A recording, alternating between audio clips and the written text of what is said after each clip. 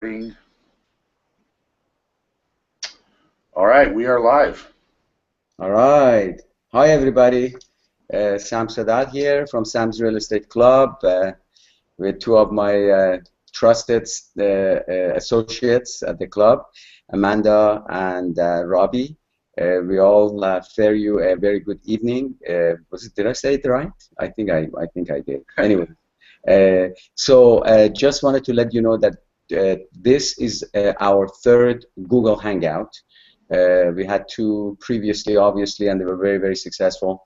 A lot of people are watching them, and I'm very excited about that. I'm kind of new to this technology. Robbie, our webmaster, is a genius at this. He got me going, and I'm kind of getting hooked on it.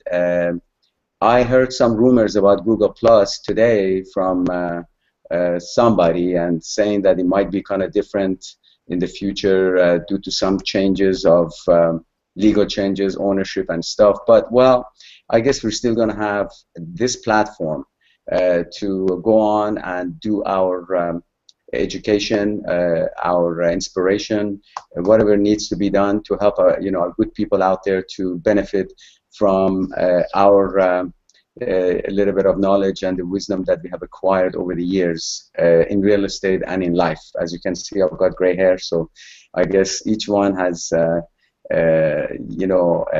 is there because of certain suffering that I have been exposed in my life, and I'm sure all of you folks, except for women, because I don't know of one single lady with gray hair. I don't know how they do it. I mean, their hair never gets gray, and they never lose their hair. Men, poor men, not only do they get gray, but look at them. 1 out of 2 or 1 out of 3 has no hair, and some of them are young. So I don't know how, who's suffering more in life, men or women? We all know the answer. Just look at the hair. You know how much hair they've got. It's very good. The answer is very, very clear.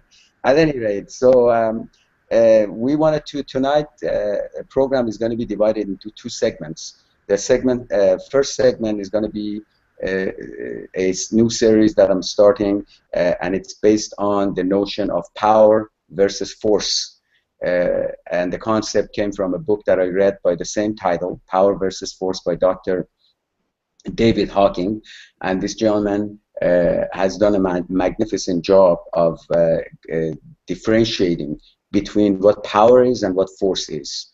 One being associated with meaning, has a purpose, has aim, is whole, integral, and the other one is fragmented, has no purpose, is scattered, it creates friction, it creates counterforce, and that kind of stuff. So what he's done is, which is in my opinion a fantastic way of dealing with the overall picture of what he means by power versus force.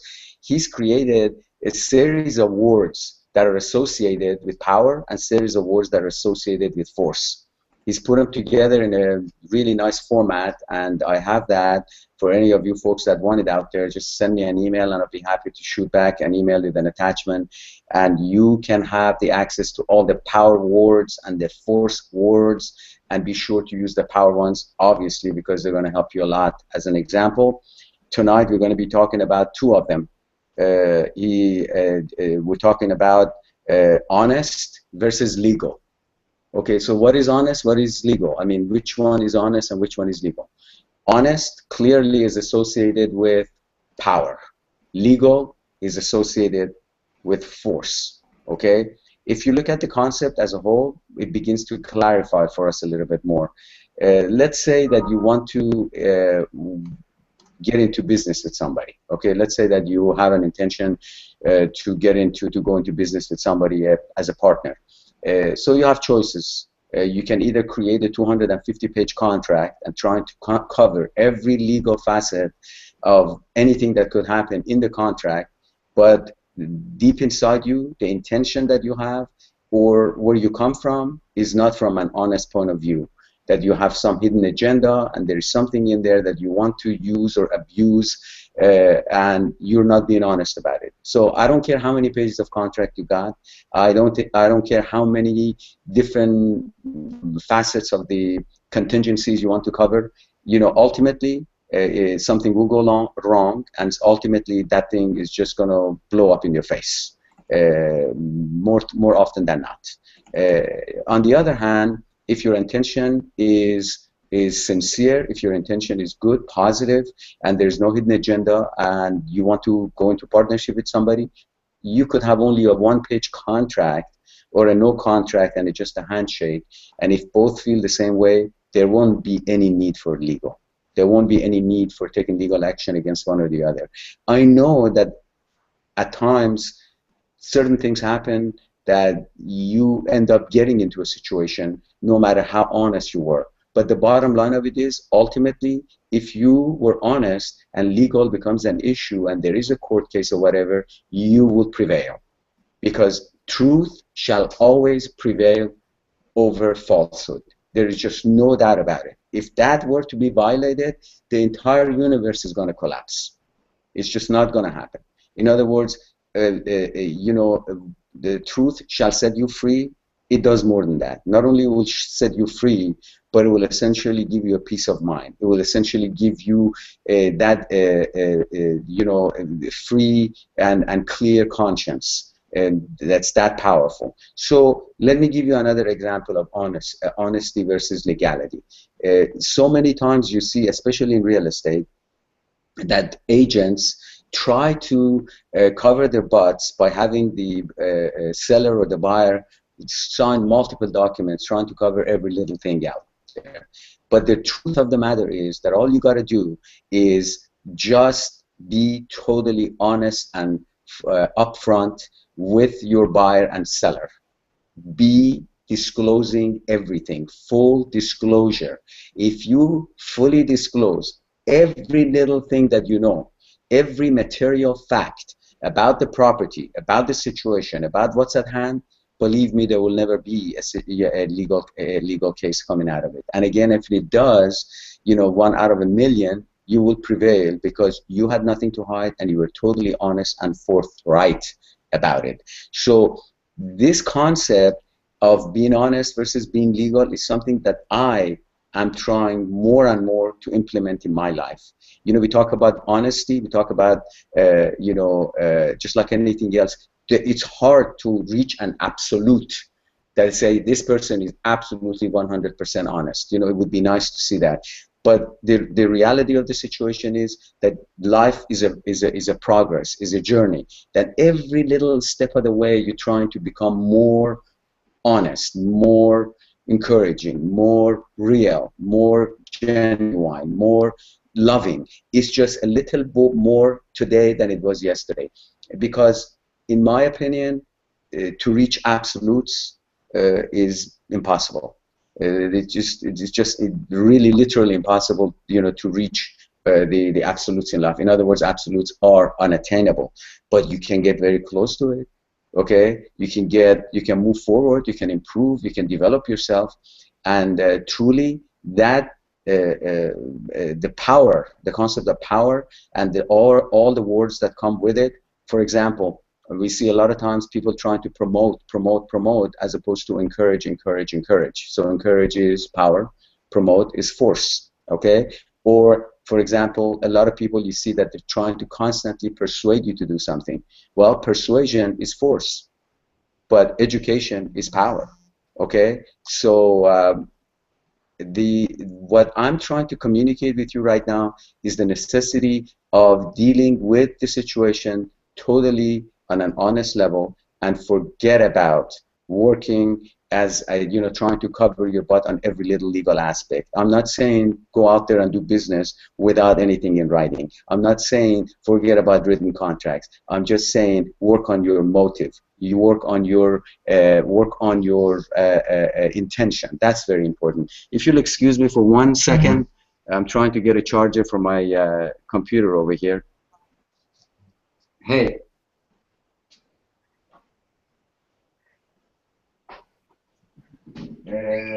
Charger for Lenovo. Yes.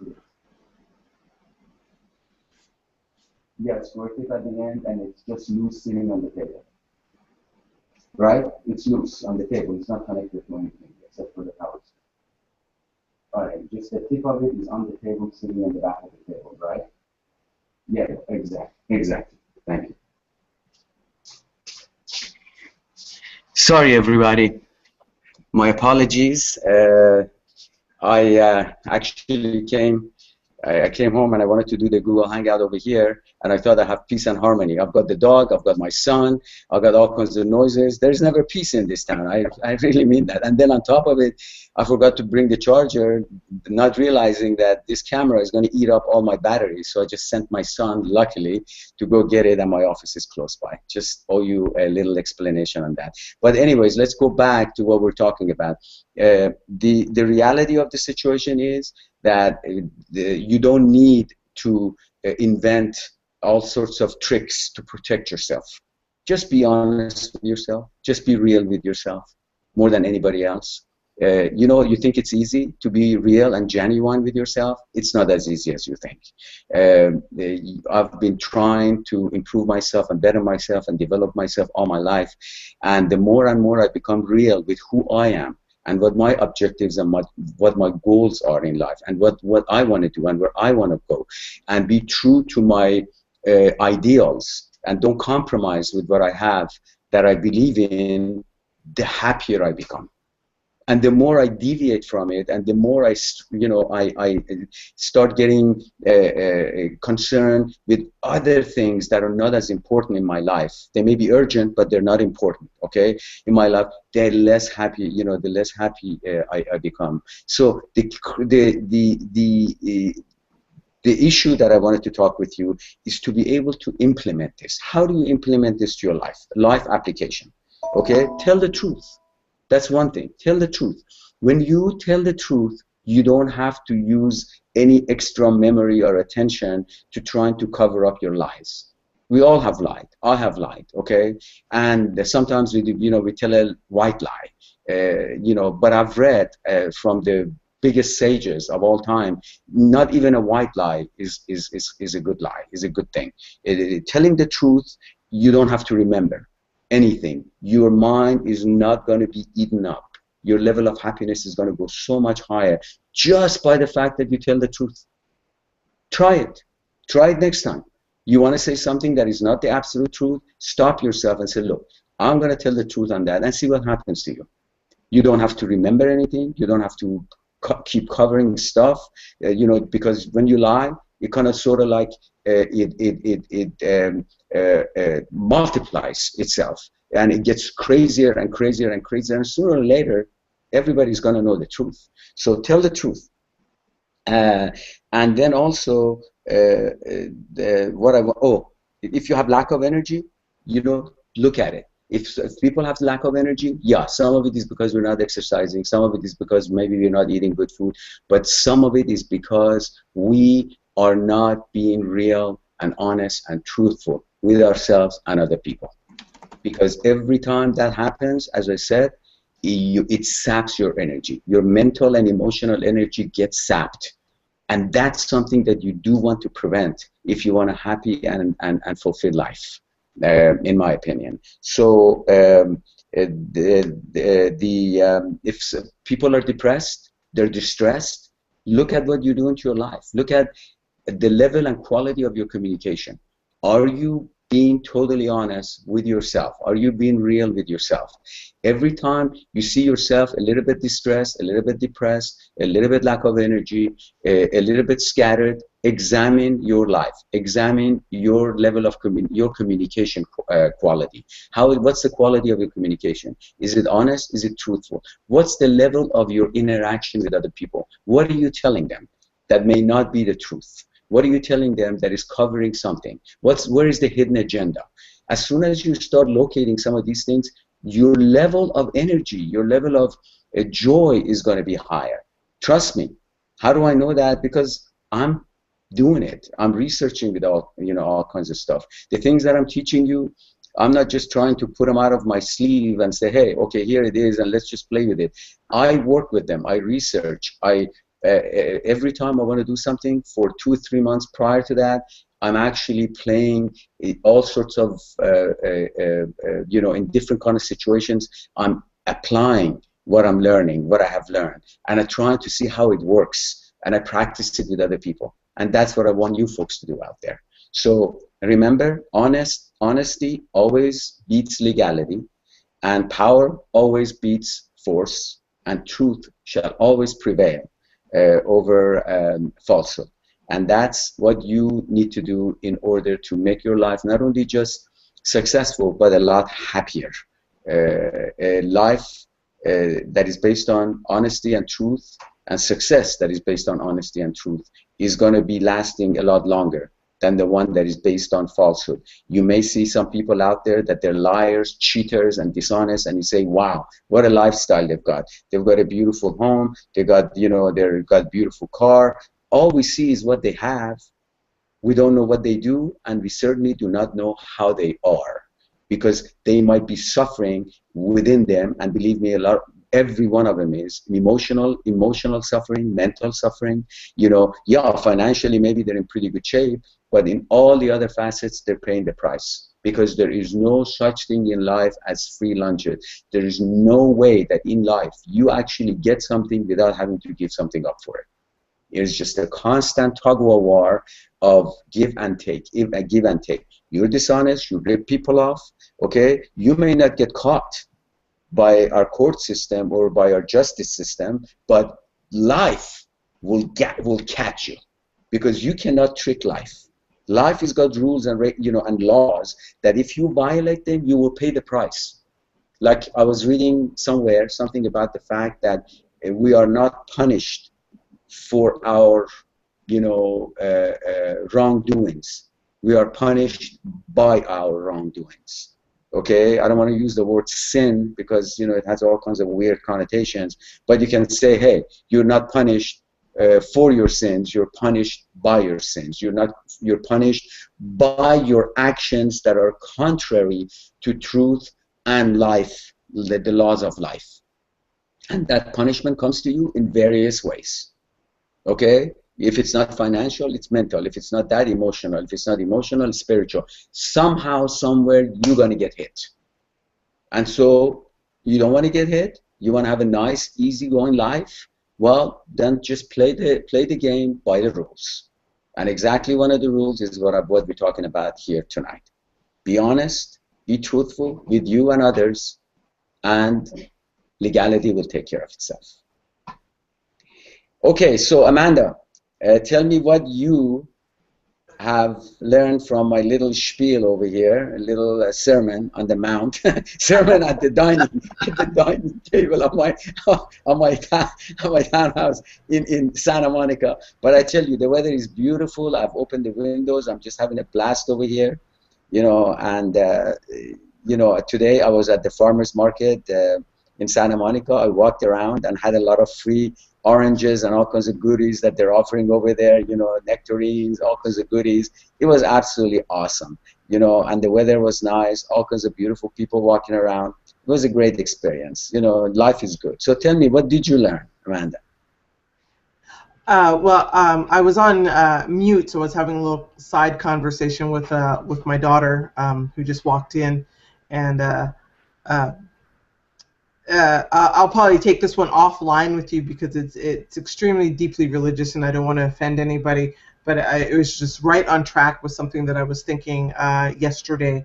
But to bring it to a more secular topic of what I got from your speech, or got from your discussion, is that constant working on ourselves, that constant looking for opportunity to work on ourselves.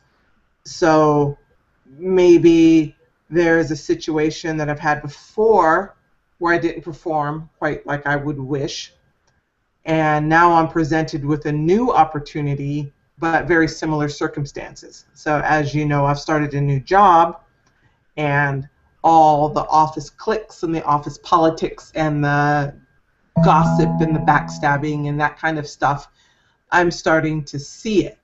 And now I have the opportunity to better myself by not engaging in that. And I had my first opportunity just today to recognize what was going on. I still need to engage because these people are on my team, but not get into that pettiness and that gossip and that taking of sides. And I really don't like that within just myself and who I naturally am. So how do I make sure that who I naturally am is who I am actually being on the outside? And so now I have opportunity to go, okay, no matter what any particular person or group of persons may think about me, I'm going to be truthful and honest and recognize where everybody's coming from, but I don't have to get into it. I don't have to say one thing to this person over here and another thing to my boss and another thing to this person over here. I can just be consistent. This is really who I am. This is really what I think about the situation, and I will say that regardless of who asks. So starting this new job has given me that just another mechanism in which I can be my authentic self instead of switching selves, depending on who I'm talking to. So that's kind of what I gathered from what you're saying, is that we have opportunity all the time given to us to be better than we were yesterday and Awesome. to be more authentic than we were yesterday and to practice it, because that's what we're here for.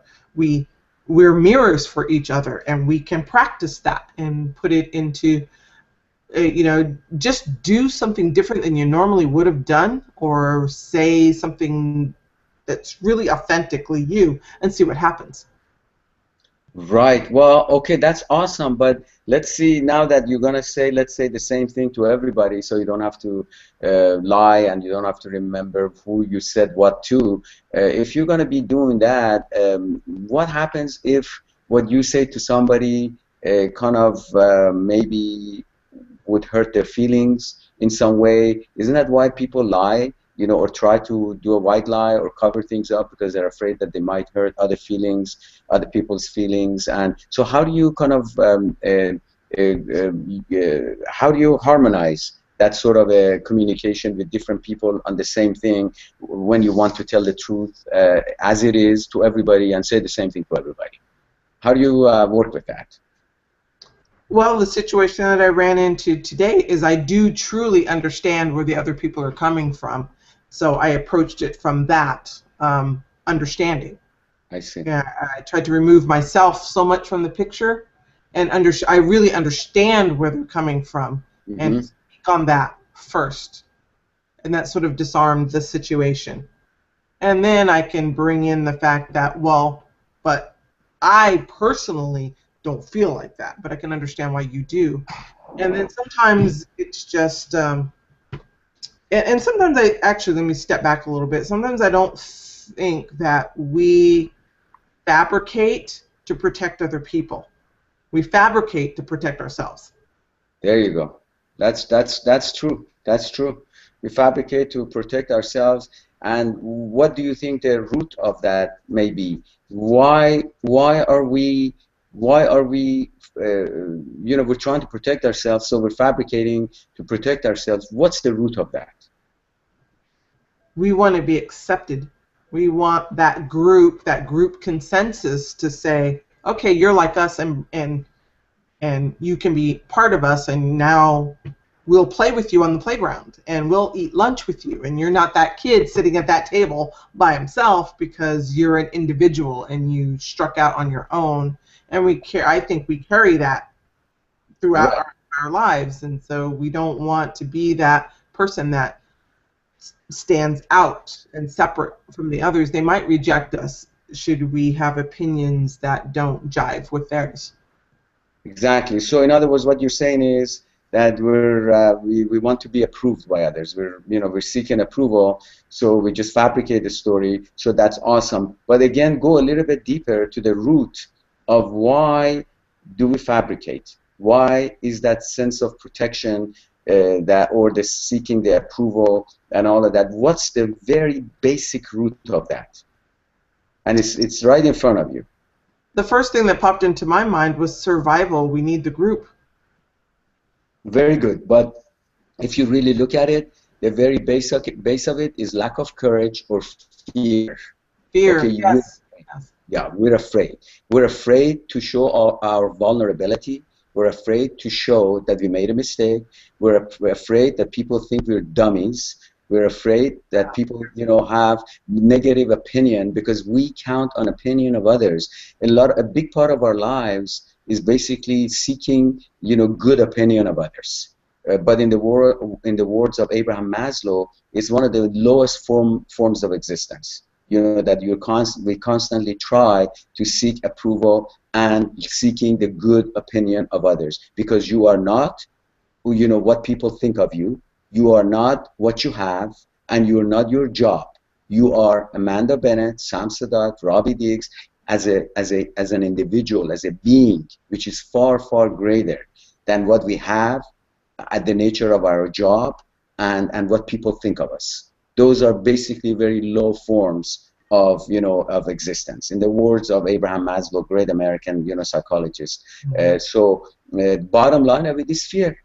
I look back in my situation and times that I said something, then I looked at that and it blew up in my face later that it wasn't true.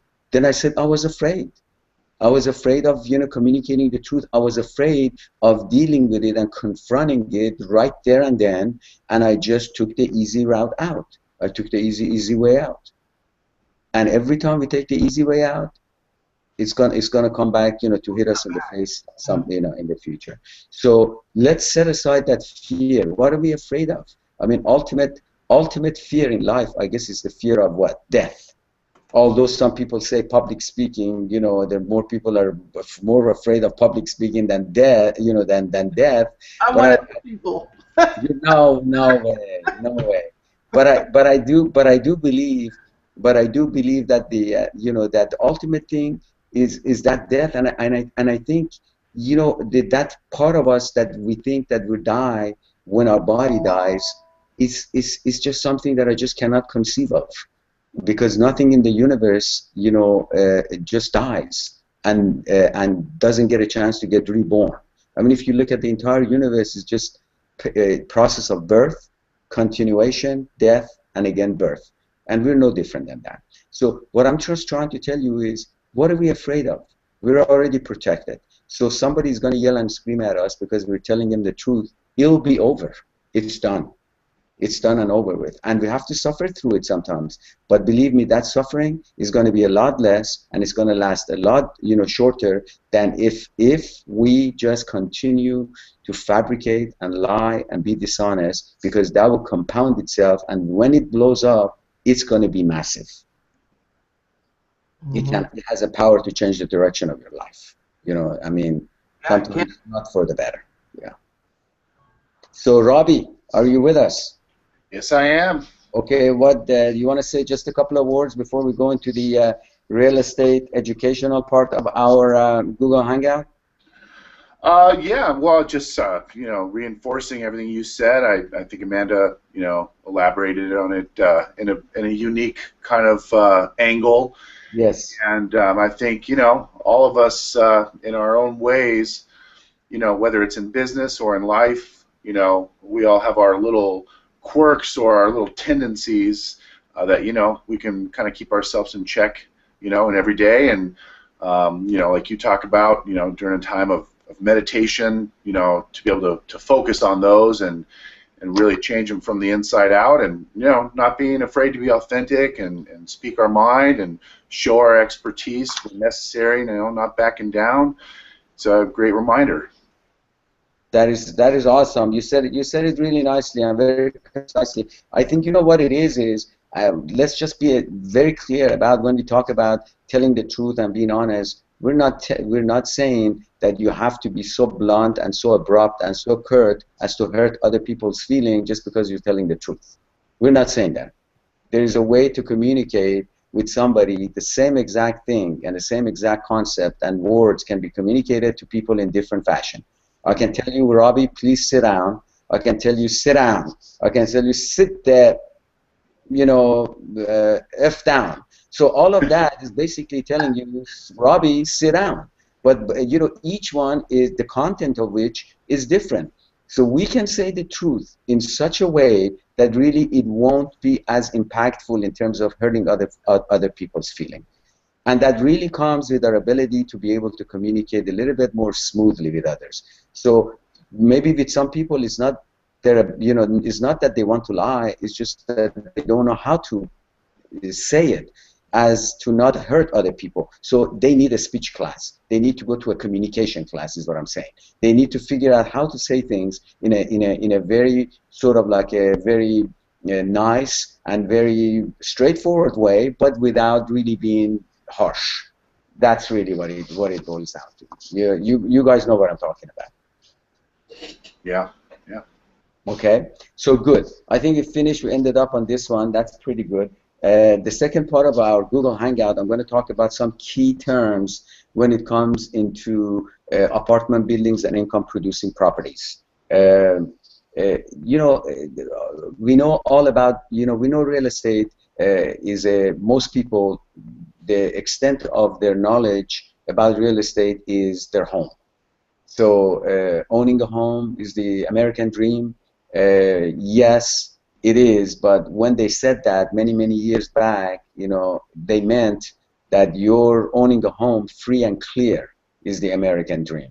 It isn't like the American dream when you have a mortgage on your house that covers 90% of your value and you only have 10% of that. I don't know what kind of dream that is, especially with all the expenses that are associated with it. So ultimately, you do want to make sure that the home that you live in is paid for, that you have no mortgage, debt-free, mortgage-free, for sure, at least on your principal residence.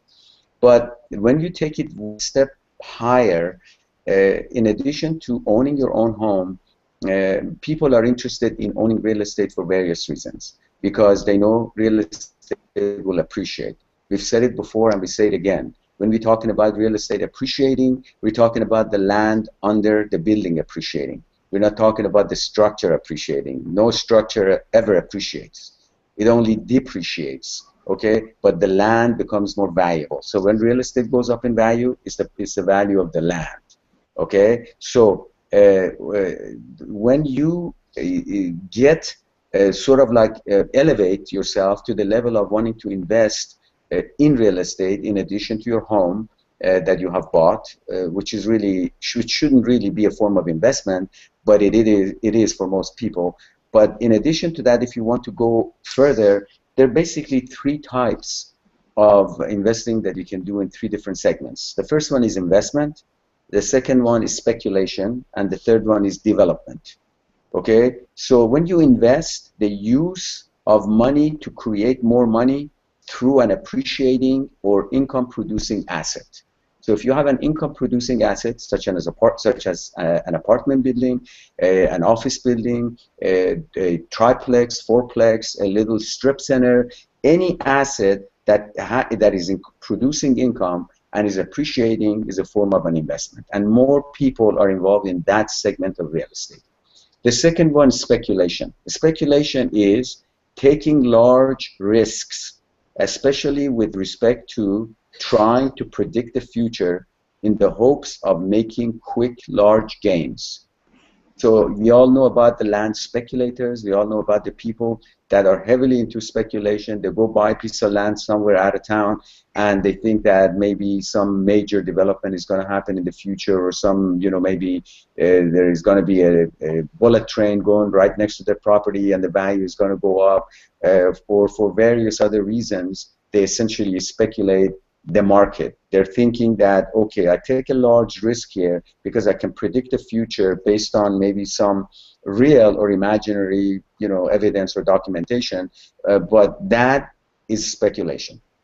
It's really not investing, okay? So that's number two. Number three is development, increasing the value of land / property. So that, of course, is done when you buy, fix, and flip a property. Or you buy a piece of land, and you go ahead and get your plans and permits, and then you build a duplex, a triplex, single-family home, or whatever. Okay, at that particular time, what it is you're essentially increasing the value of your land because you developed it, because you put a structure on that. All right, so that's number three. Let me give you the risk return time and involvement in each of these. Okay, first, let's talk about investment. Remember, investment was the use of money to create more money through an appreciating or income producing asset. Okay, so when you are investing, what's the risk on that? Typically, the risk is low. Okay, what's the return on that? Return is high. What's the time frame? Long term. What's the involvement?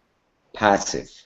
You're not constantly involved with taking care of the property. You collect your rent. Once in a while, you fix up the property, but you have bought that property for long-term purposes. Okay? We go into the next one. Speculation.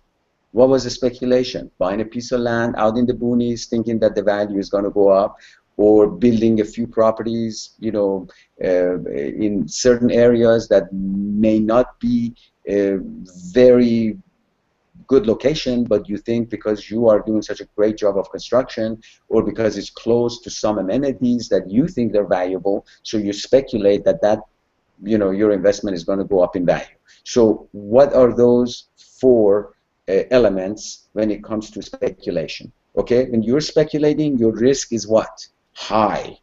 Okay, your return is also what? High. No doubt about that. What about the time? The time frame is generally short term. You buy a piece of land, let's say in Palmdale, Lancaster, and the piece of land is got a zoning that can be changed, and you are able to go through a process of 6 months to a year of changing the zone to, let's say, commercial from residential, and suddenly the value of your land is gone up, and you make a whole bunch of money. Risk is high because it may not happen. Return is very high because if it happens, you're going to make a lot of money. And the time frame is short. Generally happens very quickly. Involvement, again, is passive. You're really not managing anything. Okay, so that's number two. Number three, development.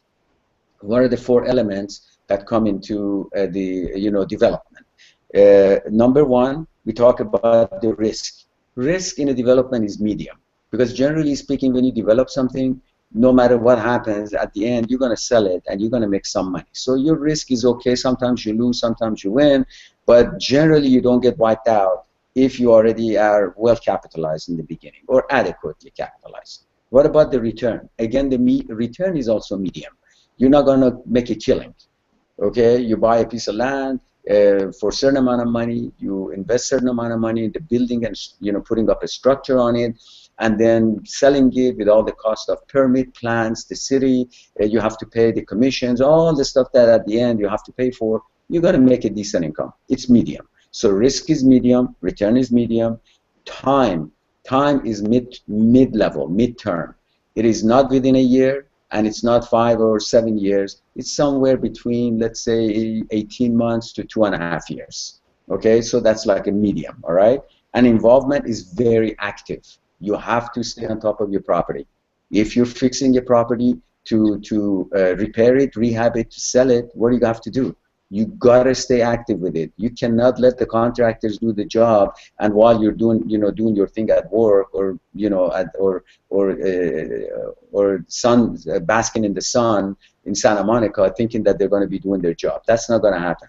You have got to be involved, present, and proactively involved with your development project. Okay, so we talked about three different: investment, speculation, and development. Most people that we have in our club, most people that I know, including myself, we're involved in investment. Okay, I know some people that love speculation. Have I done it? Yes. Have I made money? Yes. Have I lost money? Absolutely. So speculation, just as the term indicates, it's up in the air. It's unpredictable. But boy, oh boy, when it hits, you can absolutely go, you can become a millionaire, overnight. I've seen that happen more than one occasion. And then development. Development is also good because many of our investors are involved, not for the building from scratch, but they are there for a fix or rehab the property. They buy it, they rehab it, and they sell it. For example, I just got a property today in Pacoima, and I got it short sale approved, about to be approved, at about 200 and 75,000, I believe. And this property needs only about $15,000 or $20,000 to get fixed up, and the property is going to be worth about 400,000 when I'm done with it. So there's a good about 75, maybe thousand net profit in that property when it's said and done. So somebody came to me and says, I've got this deal, I don't have all the cash, can we partner up? And I said, sure. So we looked at it, it looks like it's going to go. That is a form of a development. First of all, I'm not speculating because I know what's going to happen. Most of us know what's going to happen. But we're involved in investing and somewhat of a developing. Developing because we're fixing the property. We're increasing the value of the land because we're freehaving the property. Okay? So, any questions there? If you folks have any questions at all, feel free to go ahead and let me know. Amanda, Robbie, do you guys have any questions on what we just talked about? 3 types of sort of like a key terms in real estate? I don't, but I should point out that if any of the viewers do have questions, they can use the Q&A link at the top of the screen that they see, and those questions will come in front of us. So I'll let you know if any of those come in. Fantastic. And if any of the viewers, or you know, right now or in the future, if you're interested, all you got to do is send me an email and say, Sam, would you please share with me your you know, your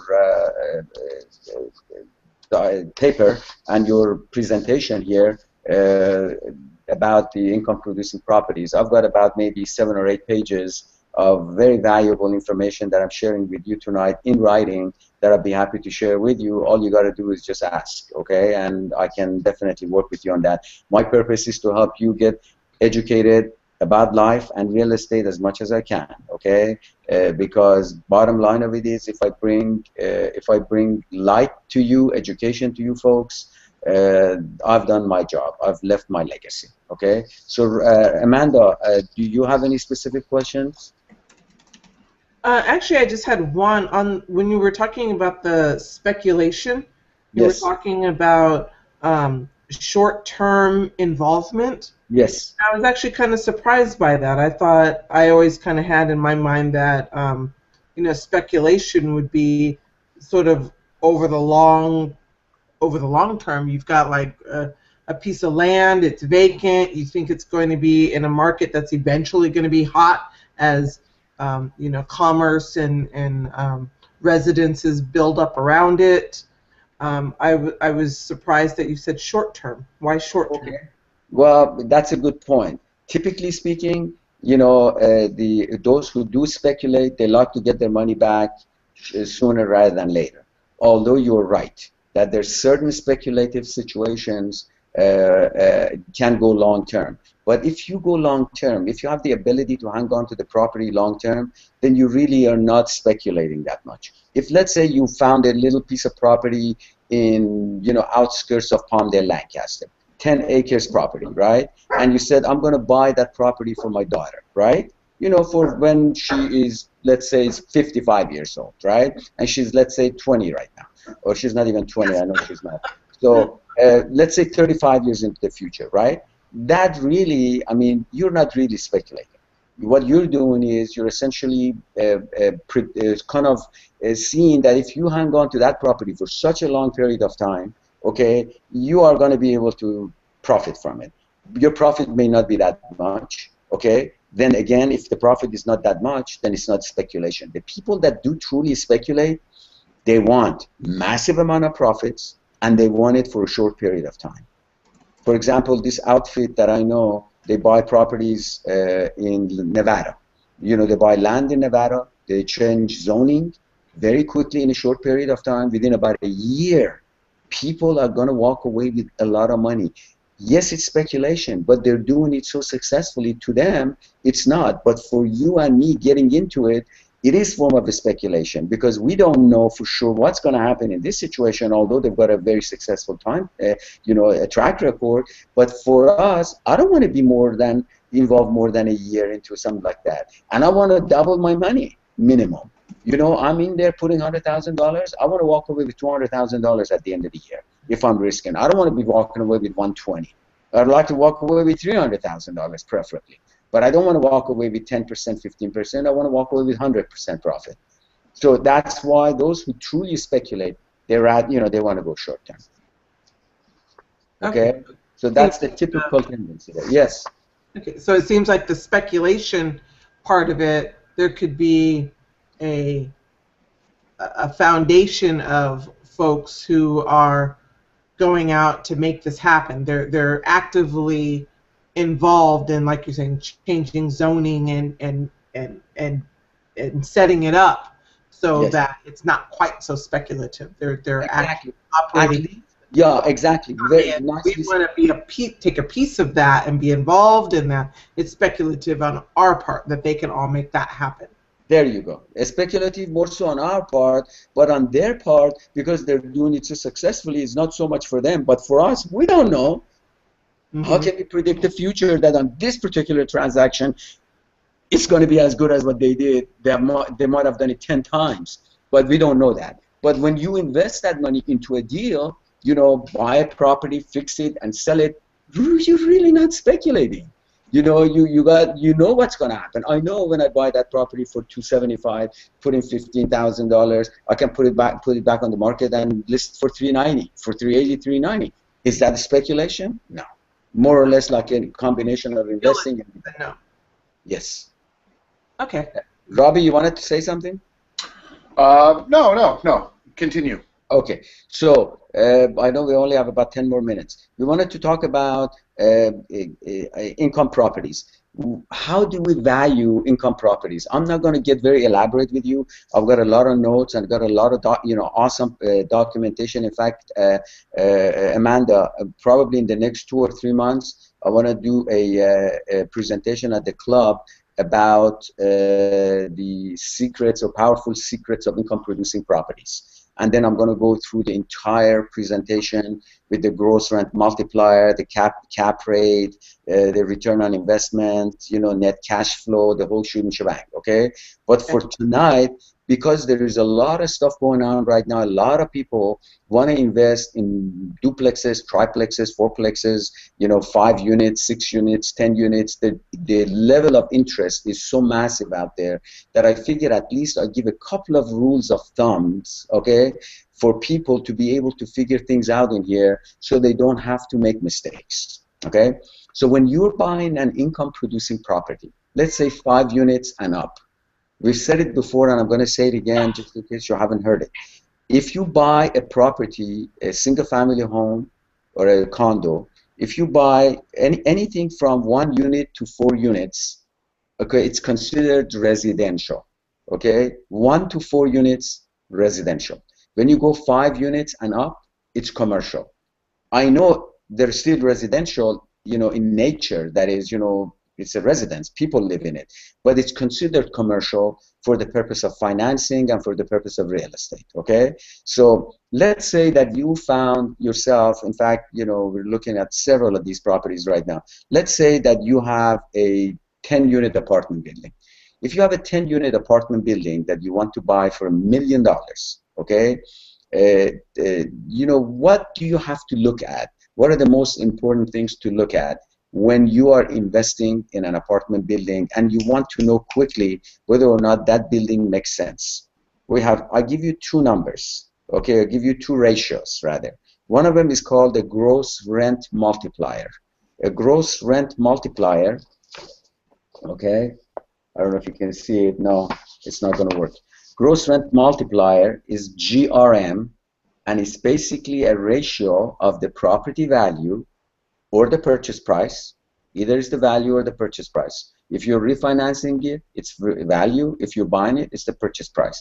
So it's a ratio of property value or purchase price to gross scheduled rent. Gross scheduled rent. What is a gross scheduled rent? Means is the actual rent that the property is producing. Remember I talked to you about the 10-unit apartment building? Let's say 10-unit apartment building is selling for $1 million, okay? $1 million.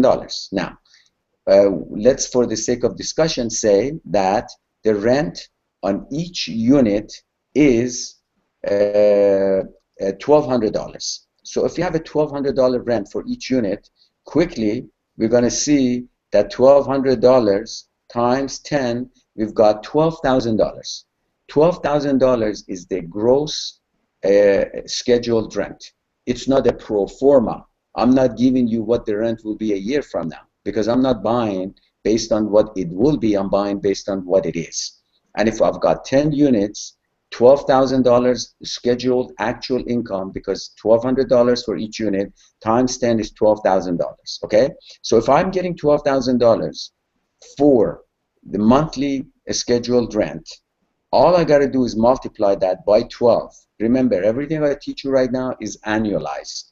Okay, you cannot do monthly. You always have to annualize it, meaning that you got to multiply it by 12. Okay, so my gross scheduled rent is $144,000. Okay, so what was my purchase price? My purchase price was $1 million. If I take $1 million and divide it by $144,000, it's going to give me a gross multiplier of 6.94. 6.94. Okay. Now, keep that in mind, set that aside. So that's one thing that we're going to look at, gross rent multiplier. The other thing we want to look at is called a capitalization rate, or commonly known as cap rate. Okay, what is a cap rate? Cap rate is a ratio of net operating income divided by property value or the purchase price. Again, it's a ratio of net operating income, also known as NOI, divided by property value or purchase price. Okay, so the cap rate, let's go back to the example we just gave you. 10-unit apartment building, we're buying that property for $1 million. We just talked about the rent monthly, $12,000. Okay, we multiply it by 12 and it's going to be $144,000. Let's say our operating expenses, everything from property taxes to gardening, to electrical, to gas, to management, vacancy, all of that, not mortgage payments. Okay, operating expenses do not include your debt service, do not include your mortgage payments. Only operating expenses, meaning what it takes to operate the place, separate from the mortgage payments. Okay, so which I mentioned to you: vacancy, management fees, fixing up the units, gas, electrical, all the good stuff. Okay, so let's say all of that is 35%, let's say 40%. Let's say we have 40%, okay, in operating expenses. Remember what our gross scheduled rent was? 144,000 times 0.4. It gives us 57,600. Let's call it 57,000. I have $57,000 in operating expenses, okay? So what do I have to do to arrive at net operating income? Very easy. You take your gross scheduled rent of $144,000 and you subtract from it $57,000, which was your what? Operating expenses. When you do that, you arrive at $87,000 as your net operating income. So your NOI is $87,000. How did I get it? I took the gross income and from it I subtracted my operating expenses. Now I've got 87,000. So let's figure out the cap rate for this property. Okay, net operating income $87,000 divided by $1 million. Okay, your cap rate is 8.7. You actually get 0.087, but remember you got to multiply it by 100, so you have 8.7. Okay, so 8.7 cap rate, and I believe our gross rent multiplier was 6.9. Was it, Amanda? Amanda, our gross rent multiplier was 6.9. You're taking notes. Oh, she's muted. Oh, she's muted. Okay. Hold on, I'm sorry, I'm off now. Okay. Yeah, it was 6.94 gross. Okay, that's good enough. 6.9. So we have 6.9 on the gross rent multiplier, and on the cap rate we had what? 8.7. Correct? Yes. All right. Well, let me tell you something. This scenario is not about LA. There ain't no way that you can buy a property right now in LA, anywhere really. I'm not talking Palmdale, Lancaster, Riverside, San Bernardino, maybe, but you cannot do any of that in LA right now. I wouldn't say you know, I'm not going to say never, but it's very unlikely that you're going to be able to find an apartment building, a 10-unit apartment building in LA that will give you a cap rate of 8.7. What is that cap rate generally speaking right now? They're generally between 5, 6, maybe 6.5. Okay, so let me ask you a question. If you were buying an apartment building, is it better that you have a higher cap rate or the lower cap rate? We're talking about LA right now, because every area of the country and every every location literally has its own unique cap rate. Let's talk about LA. If you're buying in LA right now, okay, and your cap rate, do you like to have a higher cap rate or lower cap rate to say that you have a good deal, Amanda? Not entirely sure, but I would say if that's the norm for LA, or if that's considered good in this market, Yes. and I'm planning on holding on to it for the long term, then I would say yes. Okay, as a matter of rule, the higher your cap rate, the better deal you got. Okay, why? Because cap rate essentially is kind of a rate of return on your investment. So clearly, the higher the cap rate, the better off you are.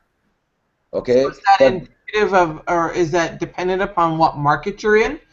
depending upon what market you're in, what location you're in, no doubt. But again, just because I wanted to keep things simple, I said you're talking about LA. Let's talk about LA right now. In LA, if you are given one property at 6 points, let's say 7.5 cap rate, and another property 2 streets over, similar conditions at 8.7 cap rate, which one is a better deal? Yeah, then I would say apples to apples, we're looking at the 8.7 cap There rate. you go. So I just wanted you to understand, and everybody else, all of our viewers, that typically we're talking about a given market. Okay, we're not talking, comparing our market with, let's say, Philadelphia, or we're not comparing it with, let's say, Boise, Idaho. We're just comparing it right here. So if I'm looking as a matter of general rule, the higher your cap rate, the higher it is your rate of return, and therefore you're getting a better deal.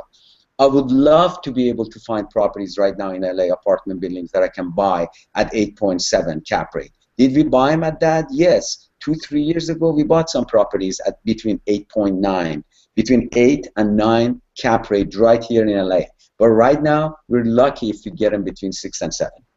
Okay, so that's the cap rate part. So you, as an investor, if you want to buy an income producing property, okay, if you are, let's say again, in a given market we're talking about, not apples and oranges right here, the higher your cap rate, the better deal you're getting. Okay, now let's give you the same analysis for gross rent multiplier. Okay, on the gross rent multiplier, is it better to have a higher gross rent multiplier or lower gross rent multiplier, Amanda? Honestly, don't know. Okay, in this case, it's better to have a lower rent multiplier. Okay, so on the cap rate, you want it to be higher. On the gross rent multiplier, you want it to be lower. Do you understand what I mean? Let's go back to our example. Remember $12,000 income? Remember that? Per month times 12, 144,000 a year, right? Our purchase price of the property was 1 million. Yeah. So if you're going 1 million divided by 144,000, our gross rent multiplier was 6.9. What if you were able to negotiate one hell of a deal with the seller and were able to buy this property for $900,000? In that case, it would be $900,000 divided by $144,000, and your gross rent multiplier will be 6.25. Okay, so when you are buying an income producing property, I'm just giving you 2 rules of thumb. You are looking for higher cap rates, lower gross rent multipliers. Higher cap rates, lower gross rent multipliers.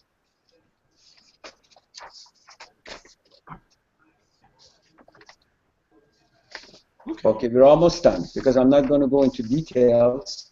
Right now, averages. I'm going to give you averages in the, in the LA area. I told you, we're talking about apartment buildings are going anywhere between 5 and 6% cap rate. Office buildings are going between 8 to 8.5% cap, and industrial buildings are going around 8.5%. Okay, those are the caps for various types of buildings.